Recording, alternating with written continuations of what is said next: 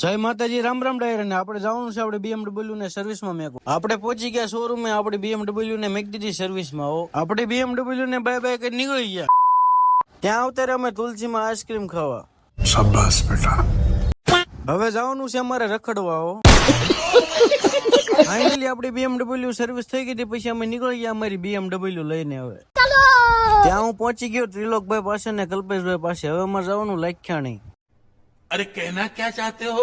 પછી નીકળી ગયા અમારી BMW લઈને. ફાઇનલી લાખ્યાને પહોંચી ગયા ને અમે કાઢી શેરી હોરી.